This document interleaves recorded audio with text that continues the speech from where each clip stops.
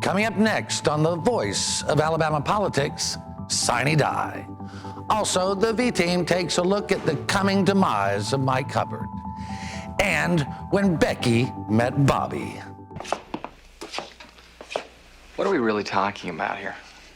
Huh? What's the essence of what we're talking about? I'll spell it out for you if I have to.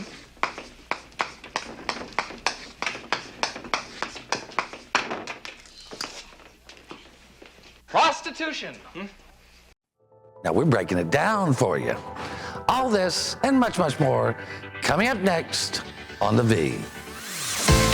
The voice of Alabama politics.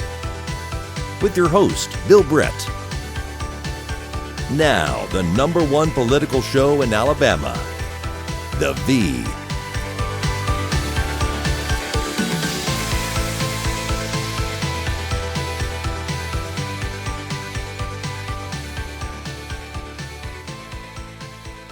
Welcome to the voice of Alabama politics, where we tackle the tough issues so you have the hard facts. I'm your host, Bill Britt, and as always, I'm joined by the V-Team. Welcome all. Good morning. Good morning. Well, my news this week. It was a wild, crazy week. Everyone was worn out, and nerves were frazzled, and fistfights were about to break out. Sine Die, thank God. It's over. It is over. They're out of here. Yeah. Well, we're going to have to get in the time machine and travel back to November 2014 when Robert Bentley had just won a landslide re-election. Instead of celebrating, that night turned into a hunt for the tapes that would be revealed almost a year later, showing that he and Rebecca Caldwell Mason did have some type of an affair. Susan, it's outrageous. Instead of celebrating, they were on a hunt. Yes, they were. And it's just embarrassing. I mean, he won by a landslide. This should have been the biggest party of his life, or the biggest election of his life. Instead, he was having his staff interrogated. He was sending law enforcement 30 minutes away to wake people up, to interrogate them about this tape. Now, some people think that this may have been instigated because Rebecca Mason was not allowed into the suite that night by Diane Bentley, but I'm not sure. But Jack, who does this remind us of? Well, Nixon, in a way. I mean, very much so. About the secret tapes, for one thing. But, I mean, Diane obviously knew about the affair. Well, some of his kids weren't even there that night, right? Because they'd already written them off. A couple of them were, but they all had to be begged to come to the inauguration, I'm told, by some insiders who went to see him and said, you know, for the good of the state. And to their credit, they came, held their nose. But Diane Bentley already knew. And I just guess Bentley did not want the public to know for obvious reasons. Yeah, I mean, but Beth, the thing is, here he is using law enforcement. I mean, that's a state resource. Paid for by our tax dollars to go investigate whether or not his affair is about to be leaked. I mean, if we're talking about investigations, I mean, that's something right there that if these facts are true, that gives us, you know, some services fraud right there in terms of what he's allowed to use these resources for. I talked to one staffer who said it was the most humiliating night of her life. They had just won a victory, Jack, and she's sitting there. She said, I'm being interrogated by a man with a gun. You know, Bentley puts those people in a bad position.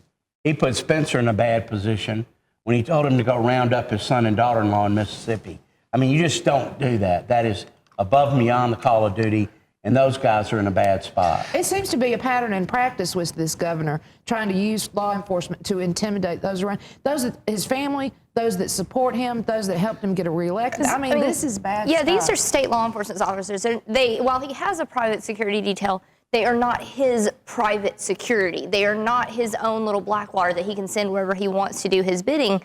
They work for the people of Alabama to do their jobs, not to do his bidding. And, you know, Spencer Collier resisted breaking the law. He wouldn't use the databases to find out if criminal activity was going on, to search people's life. But the staffers tell me that Stabler may not be above that he's the kind of guy that would use dirty tricks to harm people's lives. And they're afraid. Well, we already know Stabler's not above not telling the truth by the fact that he now denies that he was the one that saw the sexting go on, when we know for a fact by witnesses that he was the first one to see it. We know that he isn't telling the truth in closing the cases. at Aaliyah, whether they've been reopened or not. He said they were never closed. So he's not a real truthful guy to start with. No, he's not. I mean, he's a red-faced Neanderthal, and people are afraid of him. But, Jack, something that we thought was kind of funny, and I think you have a different take on it, was this week, Johnny McMorrow, Representative Johnny Mack, and Representative Ed Henry, Democrat and Republican respectively, went over to the Capitol and wanted to inspect Wanda's desk. What were they going to find if they found Wanda's desk? You know, she's gone. Some poor girl named Rachel, who I met outside the State House or Capitol, is a very nice person. Put her in a bad position. They want to, they're like they were damn forensic scientists, and we're going to, what they going to take swabs of things? I mean, what was the point? Well, I want to see them take this same blacklight around some of these legislators' offices, though, because this is just, disgusting. Really? This is like Alvin Holmes about that. This is like hearing your parents, and it's like, oh, gross, y'all stop it, I can't. Well, one fact that it may be a problem is that office is considered a historic site, and moving any furniture out of it may be an issue. Well, I mean, Johnny Mack is a serious guy, and so is Ed Henry. But I think they were having some fun. Now, I tell you who had the most fun with this is J.D. Crowe over at the AL.com. I mean, he had some hilarious cartoons about going through Wanda's drawers. He did. And don't think that wasn't fueled by John Archibald, who was actually sitting there staking all this out, watching the movements of the governor in and out of the rotunda yesterday. He was having too much fun with it as well. It was silly theatrics to me. And those, with all the stuff and I understand you need a lighthearted moment in a tense political legislative session, but I just thought it was a little over the top. Add a little levity to this. Johnny Mack actually asked for a moment of silence for Wanda's desk. Now, that's a little over the top, but right there at Sine Die, we all needed a little laugh, and that was pretty good. Well, this thing has turned into a national embarrassment. I mean, Bentley wanted to be known as the state's best governor ever. I think he's going to go down in history as an old fool and possibly a criminal, Jack. I don't think there's any doubt about it. I mean, I talked to somebody who had been questioned by federal people, and it's real. I mean, they're looking into him. The state's got its hands full right now in the Mike Hubbard trial, Yep. And I'm sure every resource in the world is tied up getting ready for the start of that case in a couple of weeks. But there are federal people looking at this, and it's severe, and it could end up with a bad, as the old song Viva La Vida goes, now I sleep alone. In the morning I sleep alone. Sweep the streets I used to own. We may see the fall of the king. Well, and I think Bentley is definitely going to, I don't see any way he's not indicted, Susan. I mean, they're using state resources, just what he's done with law enforcement and trying to harm people. What little pecking we've done at it, because we have so many other issues with the legislature being in, with the Mike Hubbard trial, what little pecking we've done at it, look what we've uncovered already. I think this is just the beginning of what we're going to see is a massive use of power and state resources to facilitate his wants and needs. Beth, the FBI, we know is on it because we've talked to people, like Jack has, I have, you probably have too. Mm-hmm. I mean, we got about 30 seconds here. Once you bring all these folks down to Alabama, they're going to find something. They're not leaving. They're not coming all the way down here and not leaving without something. That's the thing. And, all of this with Bentley just kind of goes to the old adage about men. Like, they can only think with one head at a time. And I think Bentley's still thinking with the wrong one on this. And unfortunately for him, Jack. the FBI is not. They're going to be looking at this, right? And there's been several things. If the facts that we found are true as they are, the law has been broken. So it's just a matter of how much they choose to We're going to have to prosecute. leave it right there. You're watching The V, the voice of Alabama politics. We'll be right back with more news and analysis. Rise when I gave the word. Now in the morning I sleep alone. Sweep the streets I used to own.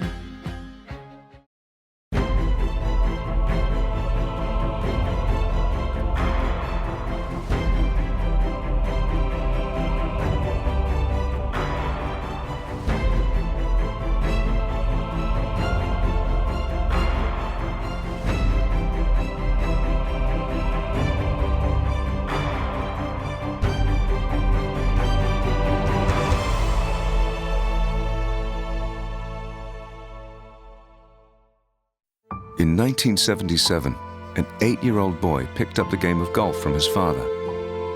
The odds of that same boy then making it to the US and European pro golf tours?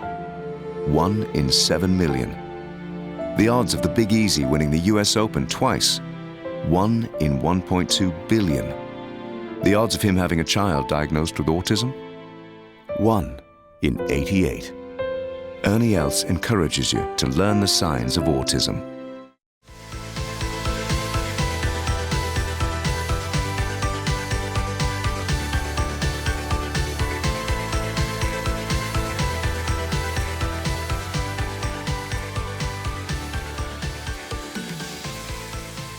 Welcome back to the voice of Alabama politics.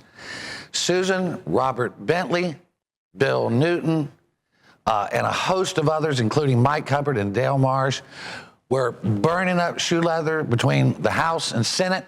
They were on their knees begging. Bentley promised everything but his girlfriend to lawmakers to pass an $800 million prison construction bill. It went down to defeat, but it went down to the wire, didn't it? It went absolutely down to the wire on Sine Die. Wednesday night, it was pure theatrics at the State House. You know, everything changed from 1 second to the next. It literally went down to 12 o'clock. I mean, by the time they got through with the Senate, I think recessed 3 times. It had to go back to conference committee again, came out of conference committee, passed on the floor, then had to go to the House. By the time it got to the House, they couldn't get it out of the basket. Yeah, well, you know, Jack, it was a bad bill. No, it had no transparency. Nothing to it looked good. Well, it was rife with the potential for cronyism and corruption. Right. From the minute it was presented. It's kind of like the 1999 lottery that Siegelman proposed. When he was elected, it sounded good to have a lottery, like Bentley talks about building new prisons. I mean, I'm for that. But the method they went about doing it, to keep everything secret and where the locations were, who was going to build, I mean, it was doomed. There was a lot of trickery. I mean, God, I've never seen. They had to go to conference committee 3 times on the After yesterday. the Accountability Act, I don't trust anything that goes Wednesday. on in conference committee. I just don't. I don't trust that system at all anymore. I mean, and this thing, basically what the governor's asking us to do is put $800 million on a credit card and have no idea where it's going or how it's going. And it's a no-bid deal. I mean, this whole thing, I'm glad it failed because we need new prisons. We need a way to get rid of this, because we're getting fined every day by the federal government the way our prisons are operating. However, this is not the way to go about doing it. It's just, somebody's getting rich off this. Yeah, Who's going to this try just to get sounds rich like off a it. It does, pay to but play. I have to give credit where credit's due. The Capitol Press Corps followed them relentlessly that night. They were in and out of those conference committees. They were tweeting out everything they were doing. And I think that had another impact on getting this bill killed. Well, we had one tweet. We did. We had one We tweet, did. which Jack had said, with the prison bill poised to pass, criminal defense attorneys are guaranteed full employment. Yes, Criminal Defense Full Employment Act Exactly. 2016. This just proves that the more you put this stuff under the microscope, the more is exposed, the more that we can actually have a say in government. If I'm a taxpayer, I have to ask the question, why did Bentley, Del Marsh, and Mike Hubbard push this so hard when they were when there were a lot of very qualified senators who said, whoa, whoa. Why did they push so hard? It makes you think somebody, whether it was Bentley's girlfriend or Uday and Kusay Riley, whether it was them, somebody was going to get rich off it. Uday and Kusay, both of them? Yeah, Minda and Rob. Bentley and his aides, his people, were working the floor on the House from 9 o'clock till midnight last night. I mean, man. they really They really wore out wanted 2 this. sets of knee pads over there. It was awful. Oh my goodness. Sorry Take about that 2 ways. Well, you know, I love that too. I know you do. All right, you two settle down over Stop there. it. On a serious note, the BP money was deadlocked, which means, I mean, Bentley had an awful night. He's not going to get his money for Medicaid. He's not going to get his thing for his conference. I mean, it's a disaster, Can Beth. I tell you about this conference real quick? Because I've done a little bit of digging on this conference center. And so this money for this BP money is being routed through the University of Alabama systems. You know who's over that project? Cooper Shattuck. You know who's over AceGov? Cooper Shattuck. You know that all the contractors, everybody that's architects, everybody has already been chosen to do this project for Gulf State by Cooper Shattuck. Somehow money is getting into ASCO. We don't know how. This needed to die. This has to go somewhere because if they pulled back the veil on this, it'd be ugly. You know, Jack, this was a classic North versus South deal where the North Alabama folks wanted money. The South Alabama folks said they deserved the money. We couldn't come to a compromise. Well, I think it was Bill Hightower, wasn't it, that said that the coastal area was the most affected. They're the ones that should get the lion's share of the money. Yeah. But to build a conference center or whatever is ludicrous. And then to give it a route it through the 99-year University of lease. Alabama, they've already played their hand with paying John Mason money that we all, as an alum, I'm really ticked. Well, to go back to Bill's North and South thing, too, though, I mean, it died in committee when Tripp Pittman, who's the chairman of Ways and Means From South Alabama. had the bill sitting there. Everybody was pretty much on board with it. And then Arthur Orr from Madison throws a substitute on it. And it just infuriated Tripp Pittman to the point that he just gavelled out the committee meeting. It died right there on the spot. And they could never put this thing back together They had an again. opportunity on, let's see, it was Tuesday. They could have brought it back into committee that night and tried to get it passed out, but Tripp Pittman refused to do it. Well, when you make Tripp Pittman mad, you just kicked a junkyard dog. I mean, Jack, I mean, he is a bad man when he's mad. There ain't no just kissy makeup with him, no. No, there's not. But Well, a bad bill went down. Yeah. I It think. did. I mean, Brandon Mosley wrote, bad night for Marsh, bad night for Hubbard, really bad night for Bentley. Bentley didn't get any of his cookies. And I think part of it's because he was already weak, Beth, right? Right. And then the girlfriend thing comes up, and he's betrayed his friends, his family. I mean, the people of Alabama. How do we live with a governor like that? Right, he already had no capital politically to negotiate with the legislature on anything. And now, especially if impeachment's on the horizon or possible resignations on the horizon, he can't even promise any kind of goodies in the future. If you'll vote for this, I'll give you your project you want over here.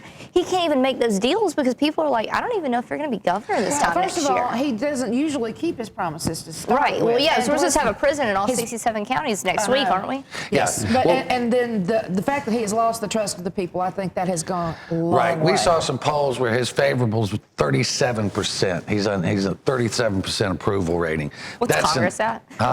So what's Congress at? Right. Real quickly, we got about 40 seconds here.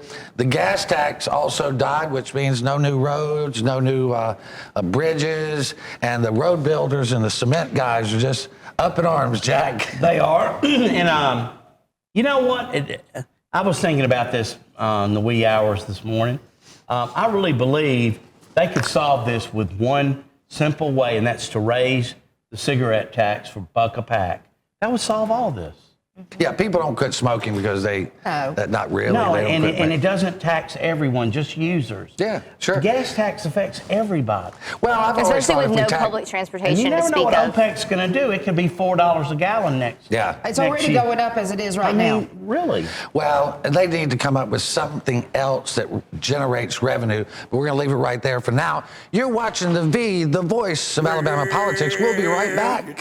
Dadgum government, you sorry so-and-sos. You got your damned hands in every pocket of my clothes. Well, you dadgum government. Whoa.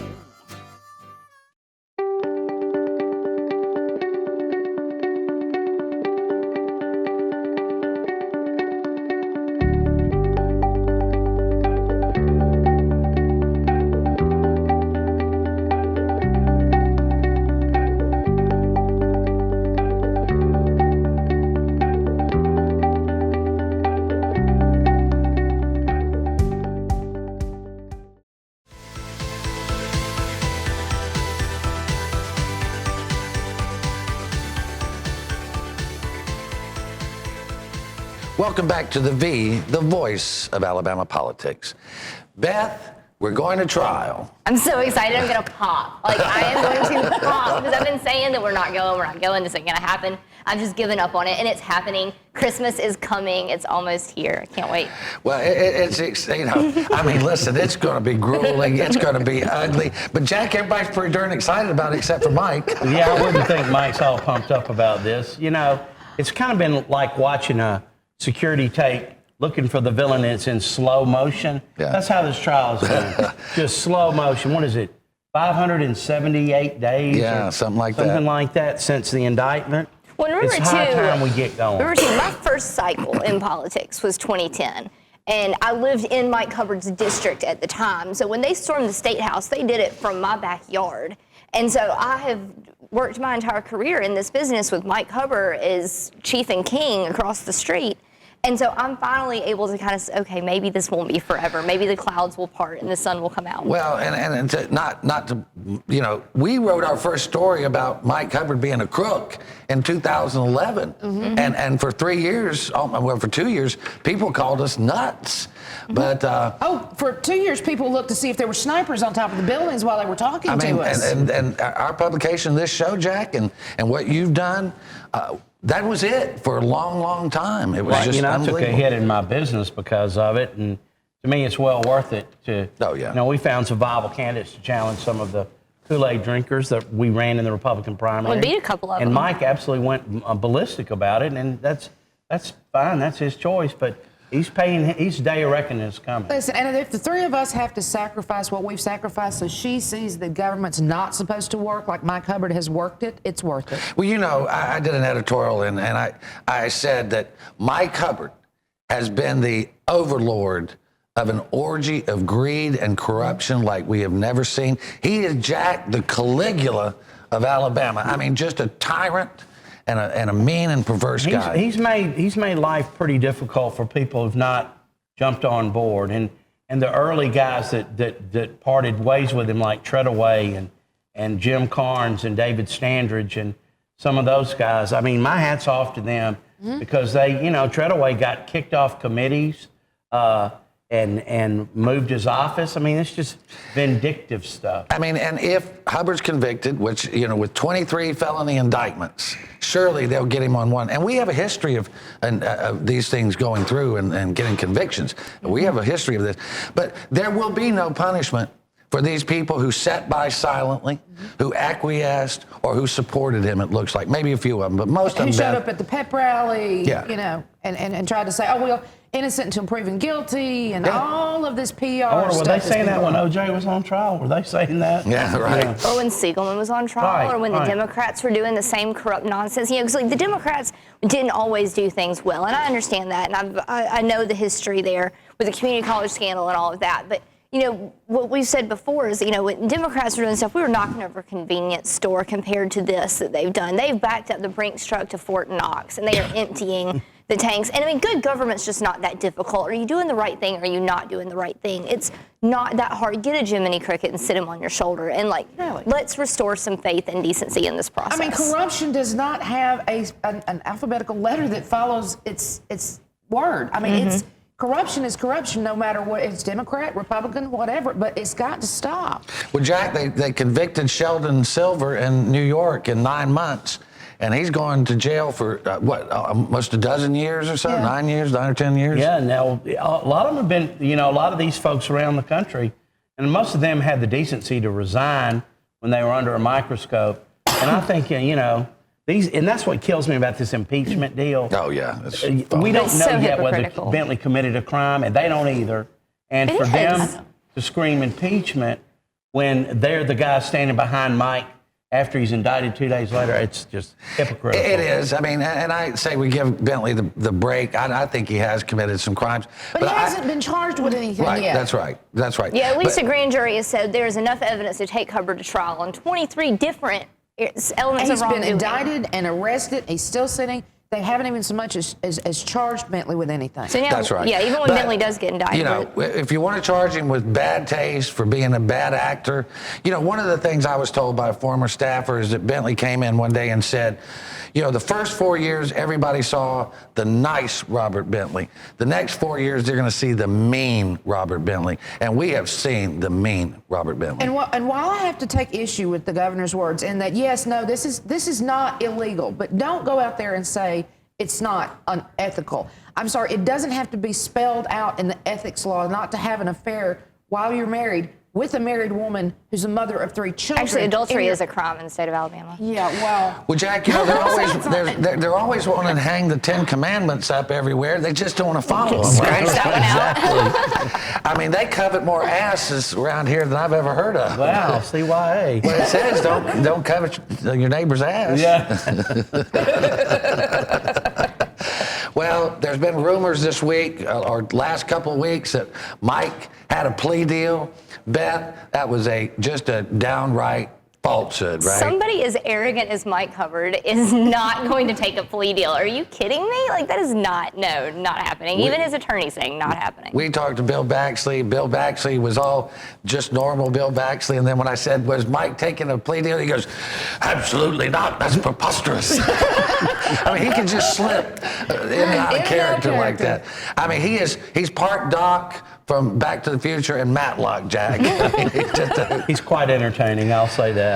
He is, but I got to tell you, the prosecution in this has been through too much for Mike Hubbard to get this easy of a deal. You and I saw it the minute it came out. It's recycled from last month. Yeah. They just keep adding names to it. Believe me, if they had stuff on on Bentley and Riley and them, Marsh. they've already got it. They don't need Mike any more. Mike's you know, the crazy thing is, it's just people believed it. People absolutely believe it. You know, I wrote mass. Yeah, I mean, we just got blown up. We got about 1 minute left, less than 1 minute left. Joey Kennedy, our Pulitzer Prize winning editorial writer, Jack, this week asked, who is the state's most embarrassing politician?